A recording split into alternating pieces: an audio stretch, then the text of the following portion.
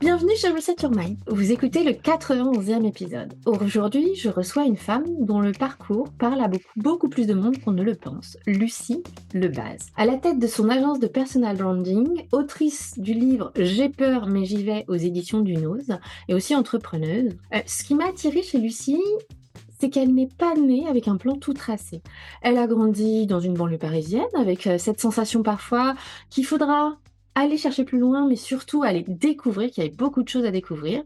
Alors Lucie, très vite, mine de rien, tu pars étudier à Paris, au Canada aussi, un peu plus loin, travailler à Londres, sortir du cadre très tôt. Pas par confort, mais par une nécessité intérieure, je dirais, par curiosité. Donc très jeune, Lucie, tu choisis aussi cette indépendance, pas la version Instagram, hein, pas celle qui envoie des paillettes, surtout à l'époque, mais plutôt la vraie, celle où l'on doute aussi, où l'on apprend et où l'on se construit seul. Aujourd'hui, Lucie, tu diriges une agence de personal branding dédiée aux dirigeants et aux entrepreneurs.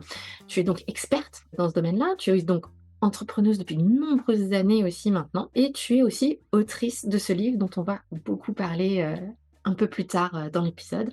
Ce fameux livre J'ai peur, mais j'y vais. C'est un livre qui parle pas forcément de courage spectaculaire, mais de décisions silencieuses, intérieures, qui changent une trajectoire, qui ont un impact phénoménal, au-delà de ce qu'on imagine aussi très souvent, de ce moment où l'on choisit d'avancer, même sans certitude, je dirais, et surtout sans validation. Je vais déjà commencer par te remercier d'être là, d'être à notre micro, et sois la bienvenue, cet espace est pour toi. Merci Stéphanie, merci pour cette introduction très complète et juste aussi. Je suis ravie d'être ici. Alors ici, si on comprend bobine un petit peu, avant le livre, avant l'agence et avant Londres, je dirais, qui était cette jeune femme? Qu'est-ce qui t'a poussée justement à aller faire des études au Canada? Cette envie de bouger aussi? Qu'est-ce que ça a forgé chez toi? Ton regard, ton ambition? C'était quoi ton moteur?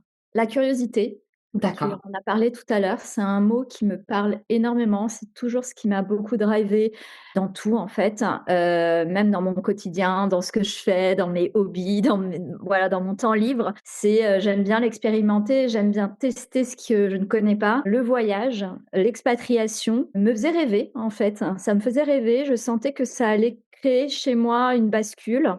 Et ce que j'avais aussi vu à Paris ne m'avait pas forcément, parlé, ça avait pas fait écho chez moi depuis mes études, hein, jusqu'à, on va dire le début de ma vie professionnelle. Ce que j'avais fait en tant que stagiaire à Paris, le monde des agences aussi à Paris ne m'avait pas convaincue, D'accord. même lorsque j'étais étudiante.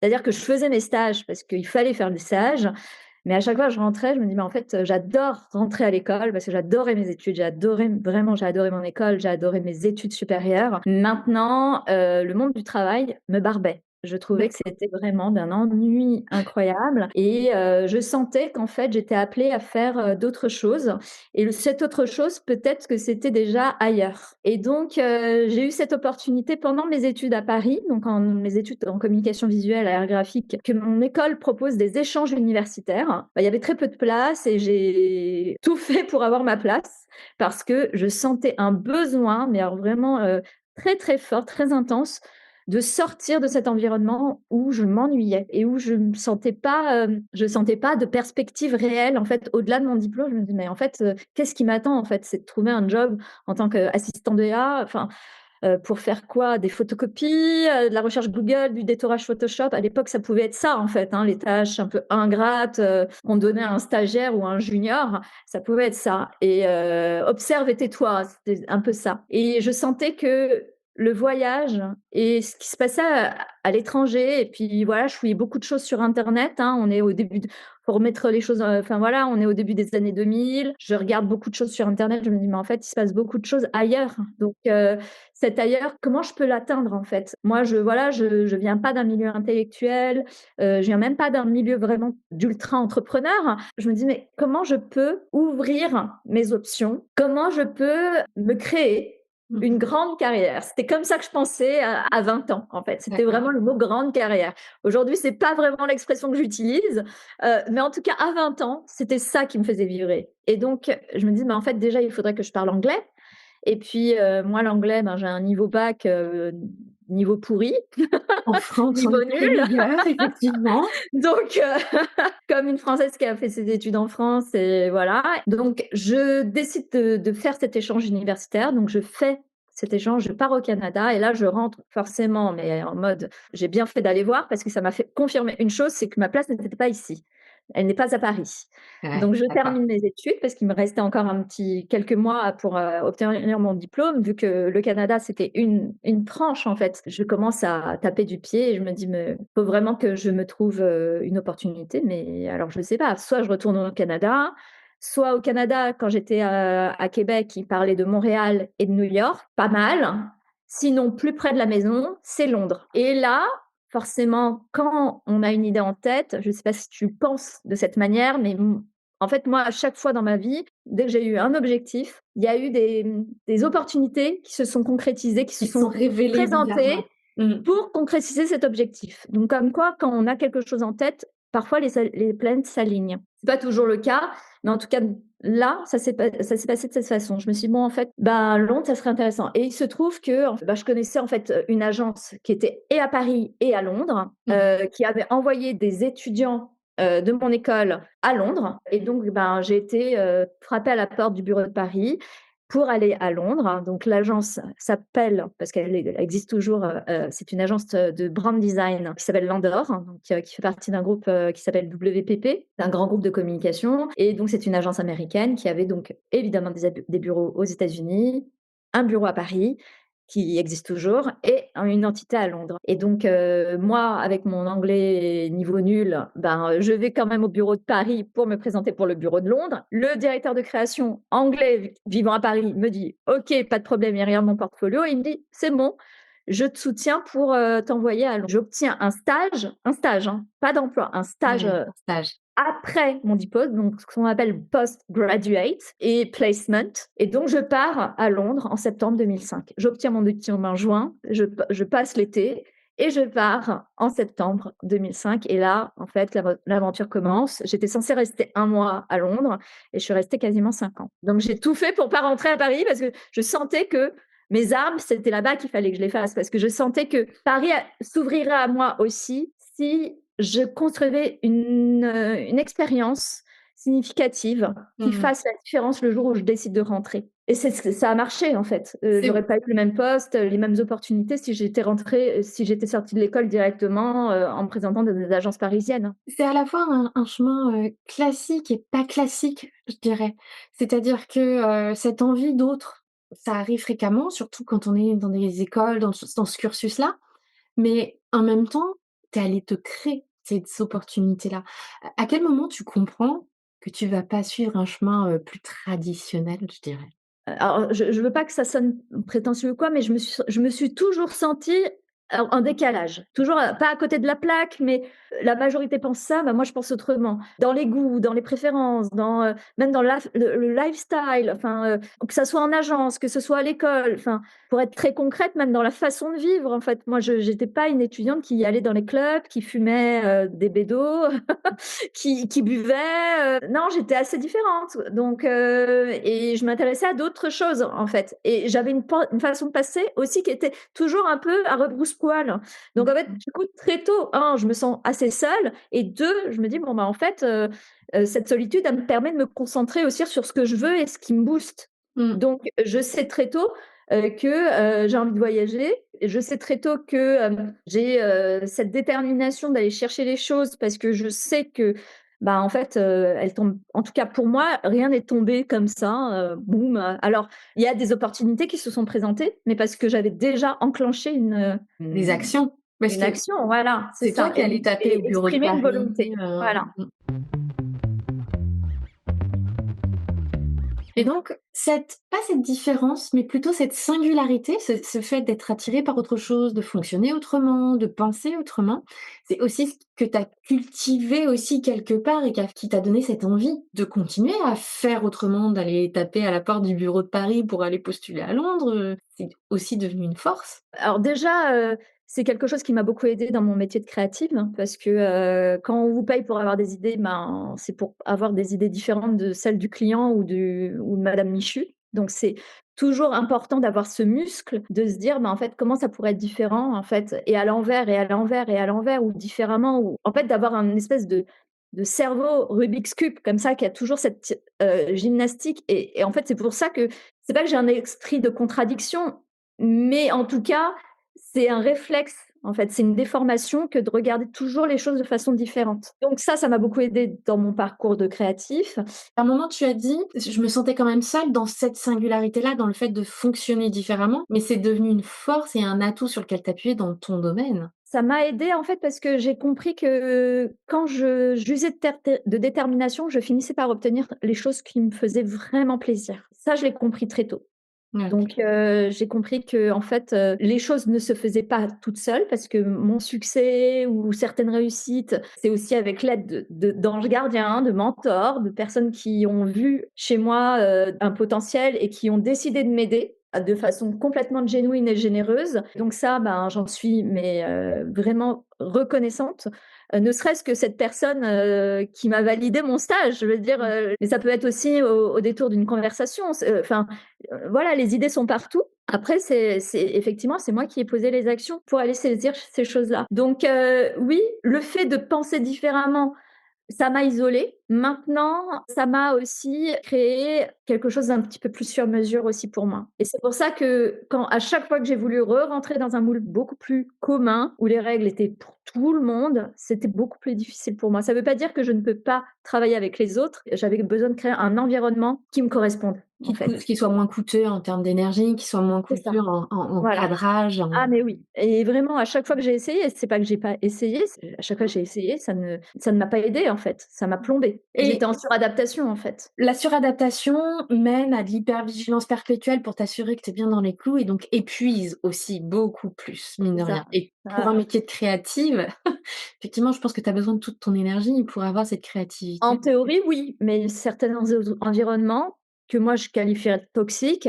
ne permettent pas ça. C'est une réalité, hein. Après moi ça fait longtemps que j'ai quitté le monde des agences maintenant, ça fait un petit bout de temps, mais à l'époque, c'est vrai que, on te demandait et d'être créative et de rentrer dans un moule Mmh. et un moule que selon eux n'était pas un moule. Enfin je veux dire, mais c'était leur moule. Il fallait Ouais. rentrer dans leur moule et c'est vrai que c'est quelque chose qui moi en fait m'a beaucoup, étouffée. En fait Ouais. vraiment rien que je t'en parle, j'ai tu vois, cette pression sur la Ah oui, poitrine, rien que quand j'y repense, vraiment, d'accord. c'est très physique chez moi. Et c'est une des raisons justement parce que tu te mets à ton compte, très jeune, tu décides, de revenir aussi, en France. Pourquoi? Choix assumé, nécessité, instinct? Du coup, j'ai un peu eu un début de réponse ici. Je rentre de Londres à Paris, donc j'ai une très bonne opportunité donc dans une belle agence. Là, je me suradapte totalement et puis, je me dis: «Bon, bah, voilà, je dois réussir». Il y avait beaucoup ce Je «il dois. faut, je dois», hein. Rappelle-toi, je t'en ai parlé, j'ai eu une éducation quand même très stricte, malgré tout, très cadrée et donc la notion de réussite, elle était quand même assez naturellement imposée, en fait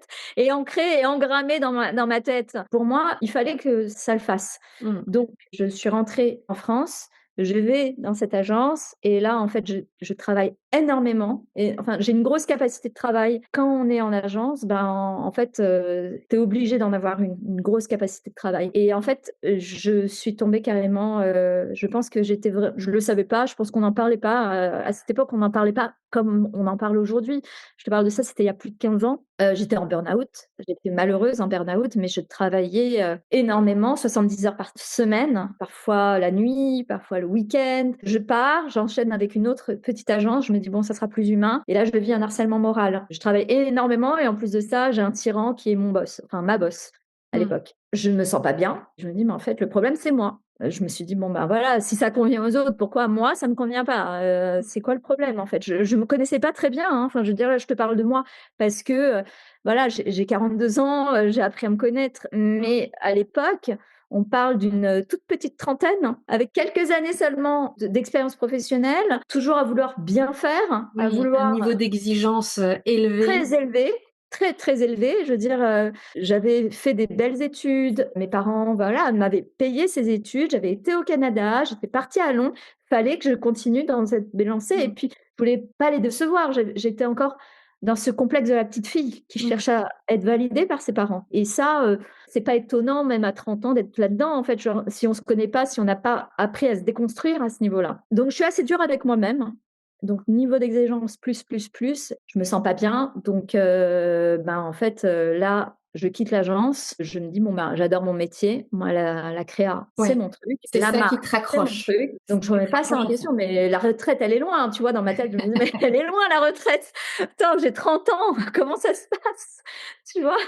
Donc voilà, je vais pas être serveuse, enfin et encore qu'il y a des moments où j'aurais préféré être vendeuse, de fringues, chez Zara ou aller travailler au McDo. Je veux dire, c'est pas de la condescendance, mais j'aurais préféré faire un job sans aucune responsabilité, avec un moindre salaire que parfois de vivre ce que j'ai vécu. J'en étais là, vraiment dans Mais cet tu te état d'esprit. raccroches à ton job, à ce que tu aimes faire, mine de rien. Je me raccroche à ça et je me dis: «Attends, OK, la solution, ça va être le free». À une époque, puisque c'est, quand même il y a quelques années en arrière, où il y en a déjà, mais pas aussi, Des freelances? ouais, Ah si, il y en avait quand même pas mal, hein. Moi, j'en ouais, croisais beaucoup en agence. En tout cas, dans mon domaine, il y en avait quand même beaucoup des DA freelance. Il y avait du boulot pour tout le monde. d'accord. Maintenant, je trouve ça quand même assez dur à cette époque de se vendre, encore plus quand je pense que le problème vient de moi. Donc je mets à fond l'emphase sur mon portfolio, sur mes diplômes, sur, les noms Ouais. d'entreprises par lesquelles je suis passée et donc en fait, je mets vraiment ça en avant et je parle pas de moi, je parle pas de mon histoire, je m'efface et je trouve que c'est vachement dur de trouver des clients à ce moment-là. Si tu veux, j'avais été marquée par, ces expériences professionnelles parisiennes et ce qui s'est passé, c'est que je réalise avec le temps et avec la cicatrisation que plus je suis authentique avec mes clients, plus je leur raconte mon histoire,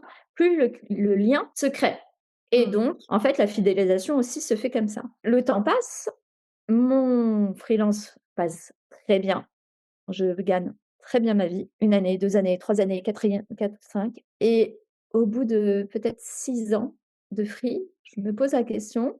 C'est comme si j'arrivais à un espèce de plateau, genre en mode je maîtrise bien, j'ai des clients, je gagne ma vie tout à fait correctement, mais là, je commence à m'ennuyer. La curiosité qui revient, le goût Bah, du en fait, challenge qui le revient. challenge qui était challengeant n'est plus un challenge, Mmh, d'accord. Bon, alors, je suis pas une capricieuse, hein, c'est pas venu au bout de non. 3 mois, c'est venu au bout de 6 ou 7 ans Mmh. de freelance et donc une quinzaine d'années d'expérience au total. Alors je me rapproche un peu plus de l'humain, je Mmh. fais une formation en UX design et là je découvre le monde de l'expérience utilisateur que je connaissais pas, qui était et en même temps qui est très compatible avec le monde de la marque Tout à puisque fait. en fait on s'intéresse vraiment à l'autre, à Mmh. l'utilisateur, à l'humain, au consommateur, à l'utilisateur final et ça me plaît parce qu'il y a de la psychologie, il y a de la compréhension, il y a comment les gens raisonnent et ça me plaît beaucoup et ça me fait sortir de, tout ce qui est graphisme en fait et communication visuelle. Même si j'aimais beaucoup ce que je faisais, finalement j'étais vachement en conversation avec, mes outils plus qu'avec mes clients Mmh mh. et en fait, je fais cette formation, je commence à faire d'un peu du UX à côté du brand design. Je me rapproche un petit peu plus de l'humain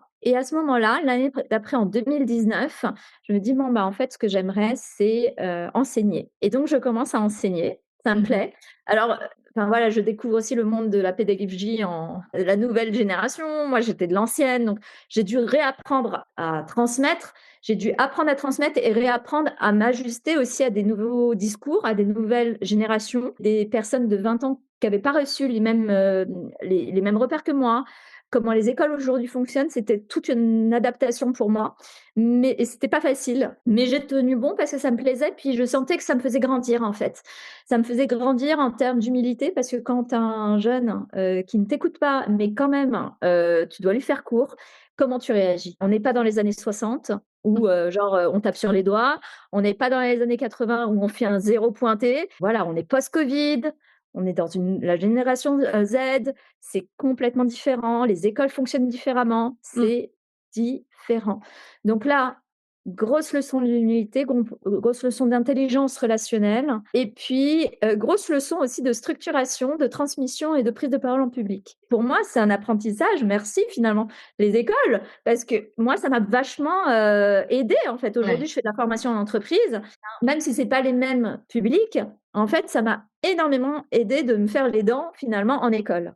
Mmh. Moi, je sais que j'adore intervenir en école aussi parce que justement, tu apprends autant que ce que tu transmets. Ah ben Tu oui, repars eh oui. toujours avec énormément de learnings, d'apprentissage parce que oui, c'est pas les mêmes générations, c'est plus les mêmes codes et pour avoir donné quelques cours à HEC en l'occurrence, ces nouvelles générations cogitent très, très vite, percutent très, très vite. Et elles ont pas le même sens du respect que ce que tu as pu apprendre toi avant, en fait. Oui, Donc, ce qui pouvait la être, posture du prof, elle est vraiment différente. exactement, ce qui pouvait être peut-être étouffant sur nos générations où on n'osait pas, là, il y a une espèce de liberté d'expression, d'échange et de construction, de co-construction que je trouve qui Mmh. est très riche puisque tu repars avec autant d'apprentissage que ce que tu Ouais. Non, non, c'est vrai. Ils sont sur certains aspects, je dis bien sur certains aspects, ils sont, assez matures puisqu'ils ont parfois déjà un pied mmh, dans le monde professionnel. Quand j'ai fait mes études, il y avait pas encore l'alternance, ça avait pas c'est ça. encore été mis en place. Mmh, Donc, ça a commencé, juste après que j'ai commencé à travailler ou peut-être une année avant.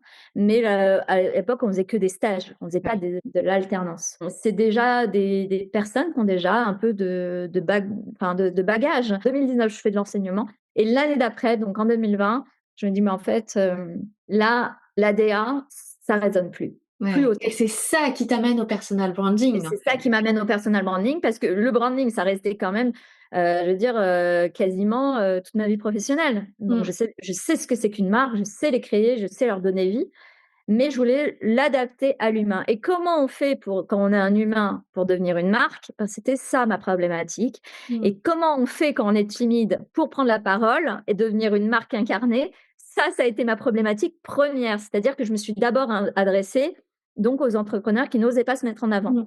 Et c'est là où en fait je lance mon premier programme à l'été 2020, dédié à cette niche, mais une grosse niche parce qu'il y a finalement énormément de personnes dans l'entrepreneuriat qui n'osent pas se vendre. Et je prends bien cette expression parce elle gratte un peu. Se vendre dans le sens, se valoriser, dans le Mmh. sens, de montrer sa différence, d'exprimer son potentiel et Mmh. incarner vraiment, sa singularité. Donc voilà, et c'est là où en fait je commence à accompagner des personnes. Il y avait une note un peu au début de, développement personnel qui fait que, en fait, j'avoue qu'au début, j'ai parlé aussi de coaching et aujourd'hui je parle beaucoup plus de conseils puisque, avec le recul, c'est davantage de la communication que je Mmh. fais, plus que du développement personnel. Maintenant, évidemment, comme on ne fait qu'un et que tout est relié, quand on Et qu'on commence s'adresse à de l'humain. bah oui, en fait, et quand on commence à comprendre en quoi on est différent et pourquoi c'est valorisant, finalement, ça débloque certaines inhibitions, ça débloque une certaine, une timidité qui était très présente et ça commence à faire un travail par conséquent. Mmh. Mais voilà, donc Parle-moi du au début, personal je me suis positionnée là-dessus mmh mh. et petit à petit, j'ai compris qu'en fait, c'était davantage du conseil, de la formation et vraiment de l'accompagnement au sens large. Parle-moi du personal branding. Quelle est toi ta définition et pourquoi c'est aussi important d'investir cette zone-là? Alors, le personal branding, c'est cette capacité à ne plus jamais passer inaperçu dans votre monde professionnel. De pouvoir laisser une empreinte si forte dans l'esprit de vos pairs, de vos leads, voilà, de vos prospects, de votre audience, ne serait-ce que ça peut être par un post, ça peut être par une prise de parole, ça peut être par des lignes que vous avez écrites sur votre blog ou votre newsletter. En tout cas, c'est votre voix qui va marquer votre empreinte personnelle, qui va construire, en fait, un goût laissé derrière vous. Jeff Bezos aime bien dire, c'est une citation qui est assez donnée, mais j'aime bien la redonner, c'est votre marque personnelle et ce qu'on dit de vous une fois que vous avez quitté la pièce. Moi, j'aime bien rajouter, et j'en parle dans le livre, c'est aussi ce qu'on dit de vous avant que vous entriez dans la pièce. C'est-à-dire ce qu'on a vu sur vous quand on a tapé votre nom sur Google, quand ChatGPT vous cite, quand quelqu'un parle de vous et en fait, vous n'êtes pas encore rentré dans la pièce en fait, hein, on a Mmh. parlé, donc c'est votre réputation. Donc on va parler d'image de marque, mais moi j'aime bien parler d'identité en mouvement parce que Ah, c'est j'adore. quelque chose, moi quand j'entends c'est du marketing de soi, ça ne me parle pas, enfin en tout cas c'est pas du tout mon approche. C'est pour moi quelque chose de bien plus profond. C'est une question d'identité, une question de quel professionnel j'ai envie d'incarner en lien avec mes valeurs profondes, en lien avec la direction que j'ai envie de donner à mon business, en lien avec la communication que j'ai envie de donner. Et c'est des choses très concrètes. Quand on fait descendre dans l'opérationnel, ça va être va être ma ligne éditoriale, quelle est la photo de profil que je vais faire, ou alors quel est le brief que je vais donner au photographe pour cette photo de profil, comment je me définis sur LinkedIn, quel ton j'emploie dans mes posts, quelle posture je prends dans les vidéos. Et tout ça, ça vous appartient en fait. C'est une carte d'identité professionnelle avec plein d'éléments Mmh. constitutifs de votre signature, Alors tu qui en fait parles qu'en fait vous justement êtes identifiable parmi plein d'autres. T'en parles un peu dans le livre, donc il s'appelle, «J'ai peur, mais j'y vais» parce qu'on va Oui, revenir il sur est là. cette peur qui est hyper intéressant.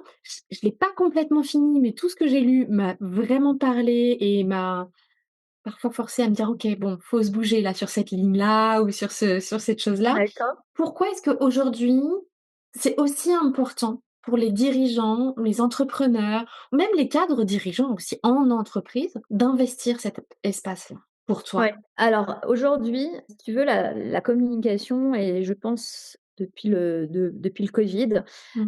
les codes de la communication ont énormément bougé. Aujourd'hui, une marque, ne peut plus se reposer uniquement sur, avoir un logo, avoir un site internet et puis une page entreprise. Mmh. Les gens veulent du lien et ils veulent du lien authentique, ils veulent des liens avec des ambassadeurs, ils veulent du lien avec des points de contact, humains, en fait. Aujourd'hui, donc une marque entreprise a la nécessité d'avoir une voix humaine Mmh. pour vivre, pour communiquer et pour créer ce lien, entre l'humain de l'entreprise et l'audience humaine, OK? L'humain qui Donc parle à l'humain aussi quelque part. mais c'est ça et en fait, aujourd'hui, avoir un logo, avoir un site internet, c'est très, très bien. Mais le premier réflexe aujourd'hui, c'est d'aller regarder comment les gens se définissent sur les réseaux sociaux, que ce soit dans un recrutement RH, que ce soit en fait quand on va, pitcher un dirigeant ou qu'un dirigeant, en fait, on va se présenter ou va commencer à démarcher aussi. Un dirigeant ou un cadre ou un entrepreneur aujourd'hui a besoin, d'incarner une voix et avoir une image complète. C'est ça avoir une marque. Mmh. Donc c'est très bien d'avoir une marque produit puisque vous allez vendre des produits, des services évidemment. Ce qui était fondamentalement prioritaire comme avoir un site internet, ben, aujourd'hui c'est complètement secondaire. C'est-à-dire qu'en fait on peut tout à fait se lancer et avoir un lien Calendly si tant est que, votre profil LinkedIn est super complet et parle déjà de vous, ça vaut tous les sites web du monde, toutes les sites Mmh. vitrines du monde. Parce que, ça ne veut pas dire qu'il ne faut pas en avoir, hein, C'est pas indispensable pour se lancer, par exemple, ou indispensable. la Par contre, partie aujourd'hui, ce qui est LinkedIn? indispensable, pour moi, la première chose, c'est la refonte d'un profil LinkedIn, Ouais,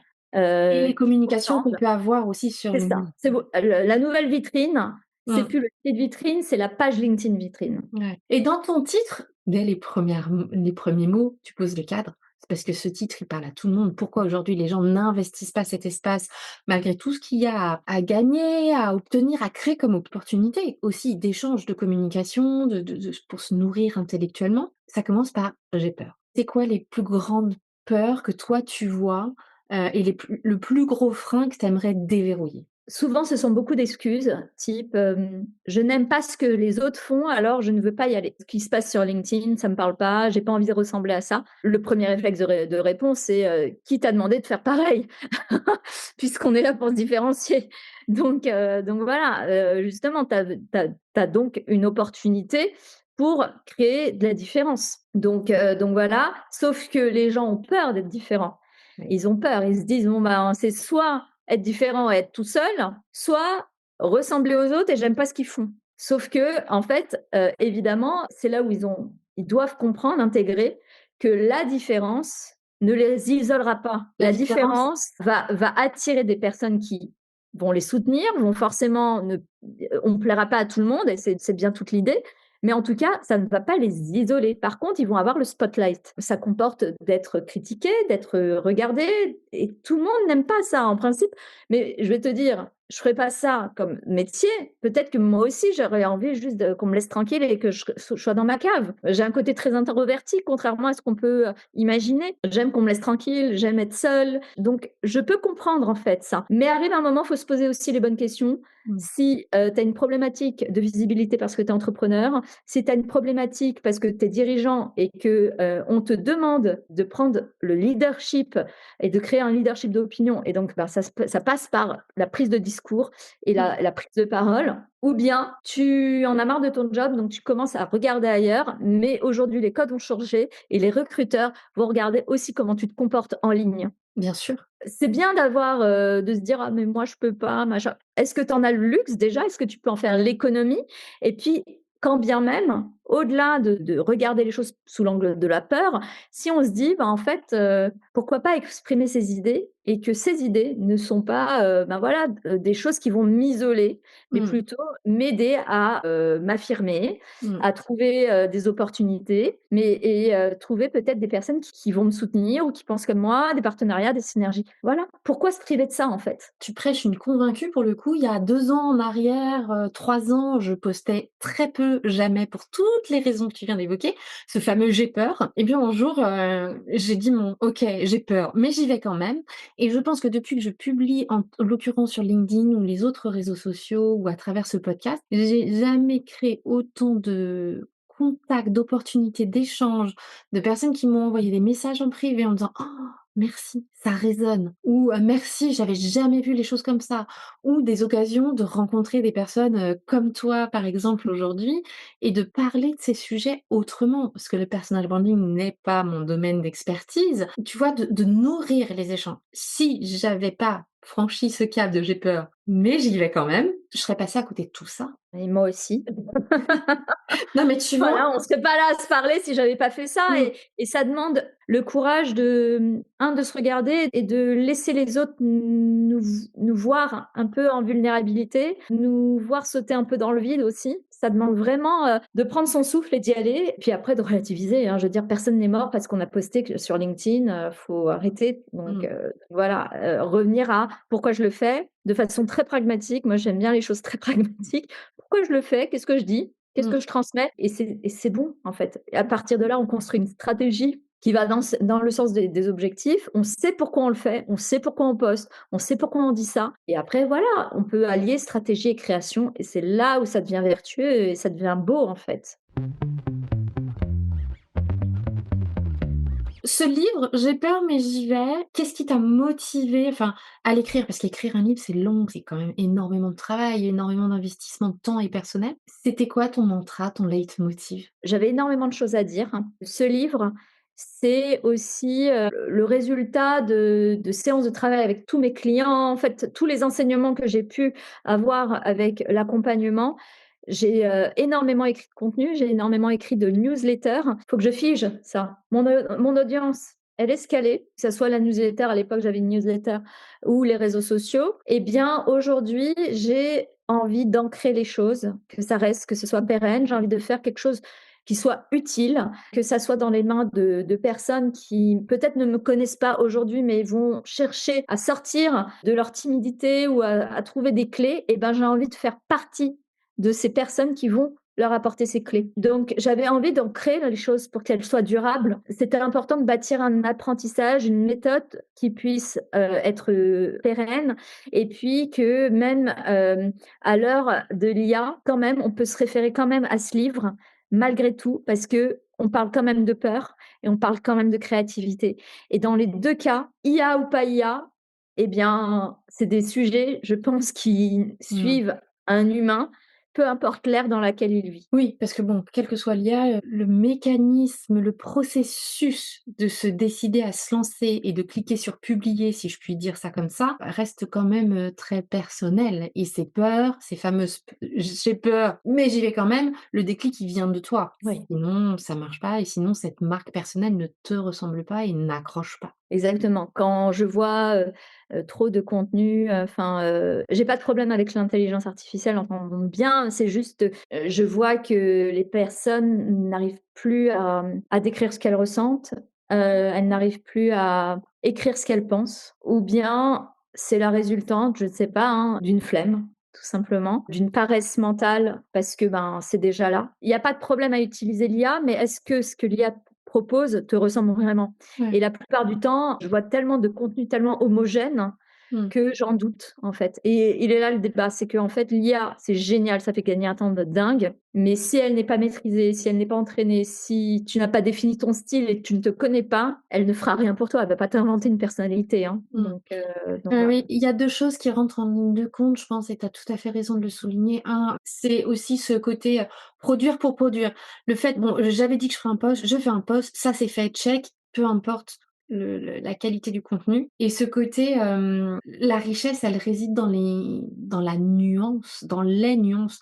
Quand tu dis: «Les gens n'arrivent même plus à écrire leurs pensées ou à savoir ce qu'ils pensent», pourtant c'est toute la richesse réside dans les mots utilisés, dans toutes ces nuances. C'est ce qui Oui. fait notre singularité, encore une fois. Tout à fait. Moi, je sais que ce qui m'a aussi beaucoup aidée, dans l'apprentissage de l'écriture, c'est d'écrire des lettres, d'écrire, voilà, écrire ce que je pense, écrire ce que je ressens, que ça soit sur quelque chose de plus intime ou sur un sujet beaucoup plus public ou professionnel. Eh bien, en fait, c'est toujours la même mécanique, c'est d'être en contact avec son soi profond, en fait. Comment j'accueille les choses, comment elles me font me sentir, comment, c'est quoi l'image qui me vient tout de suite quand je lis un truc qui me plaît pas?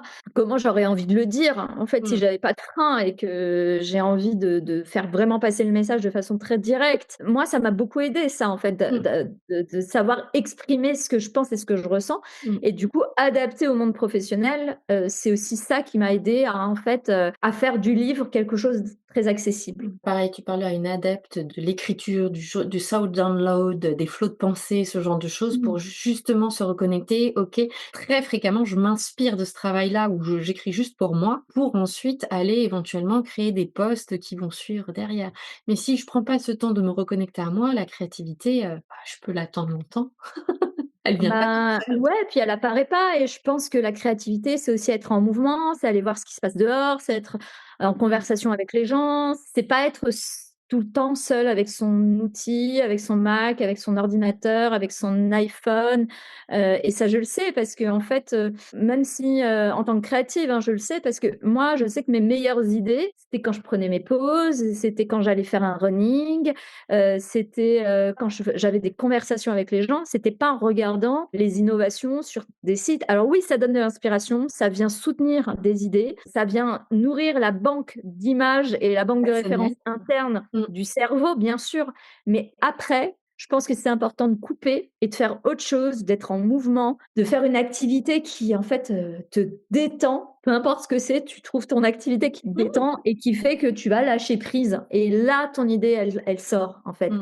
Que ça soit une idée de contenu, une idée de post, une idée de voilà, De une idée de tout, en produits, de fait. business ou De autre, c'est là business, qu'elle de une s'efface. idée de logo, une idée de tout ce que tu veux. Je pense que c'est dans le lâcher prise et évidemment, ça se trouve dans n'importe quelle Mmh. activité, physique, intellectuelle, ce que tu veux, mais à un moment donné, il faut que tu coupes avec ce que l'extérieur t'envoie. Quand tu as trop d'informations, ben, en fait, tu n'arrives plus à produire ou en tout cas à créer et Ouais. ça, c'est important. C'est pour ça qu'il y a plein d'artistes ou plein d'écrivains qui parfois se coupent parce qu'en fait, ils ont besoin, en fait, De l'extérieur stocker. devient une agression, un trop plein d'informations. Donc je pense que c'est important de nourrir et puis ensuite couper pour redonner, en fait, au monde. J'avais justement une question pour clôturer, parce que je pense qu'on pourrait encore en discuter très longtemps, mais pour celles et ceux qui nous écoutent, qui ressentent justement cette peur et n'osent pas encore, quel serait ton meilleur conseil ou ton premier conseil?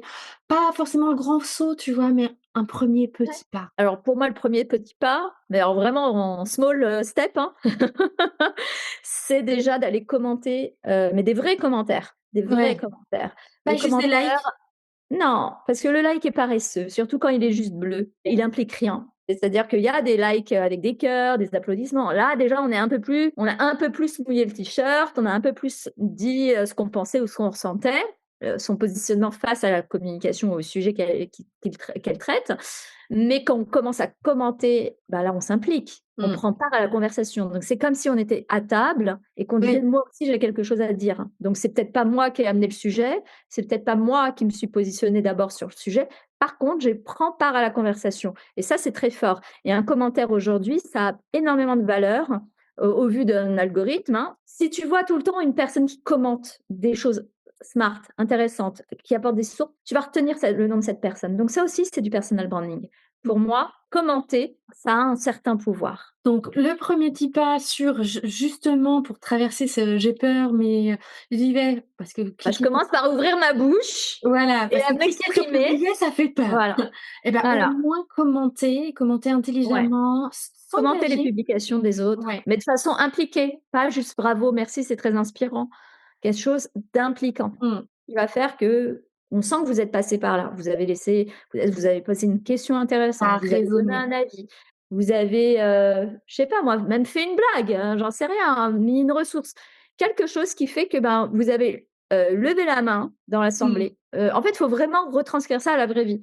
Vous êtes en conférence, vous levez la main. C'est pas pour dire: «Bravo, c'est très inspirant». En principe, c'est aussi pour ajouter soit une question, soit un point de vue. Après, on peut juste dire merci, ça fait pas avancer le débat. Qu'est-ce qui va faire que ça va avancer le débat? Et pour vous et pour les autres, qu'on va se souvenir de vous, mais surtout que vous allez amener quelque chose d'utile à la communauté. Faut penser utilité et communauté. On est sur LinkedIn, ça reste une Commun communauté et une mmh. communauté, elle ne fonctionne que lorsqu'on s'entraide. On se donne de l'utilité, on Ouais. se rend service. Ça ne Heu, fonctionne que si on y met quelque chose au nous exactement, aussi, notre exactement. touche, notre vision, avec notre unicité, notre singularité encore une fois. C'est ça, exactement. Le propre d'une communauté, c'est de mettre en commun. Donc qu'est-ce Mmh. que je mets au centre de la table qui m'appartient? Merci 1000 fois Lucie Avec pour, plaisir, merci ce à toi temps. Stéphanie. Bien évidemment, je vais mettre ton profil LinkedIn et tes contacts dans le commentaire, n'hésitez Je pas suis à. également sur Instagram, si les personnes veulent me suivre Eh aussi. ben, Voilà. super. Je mettrai les 2 en lien dans le commentaire de l'épisode. N'hésitez pas à contacter Lucie pour parler de personal branding ou si justement vous hésitez. Et son livre est passionnant aussi, donc vous pouvez bien évidemment aussi aller le chercher chez Luno. Merci Merci. beaucoup Lucie. Merci à toi. Si cet épisode t'a plu, alors n'hésite pas à le commenter ou le noter sur ta plateforme préférée. Ou tout simplement le faire suivre à une personne qui aurait besoin de l'entendre. Parfois, il suffit d'un micro-pas pour changer fondamentalement de point de vue. Et puis, Reset Your Mind commence à être connu. Alors j'ai très envie de voir jusqu'où nous pouvons aller ensemble.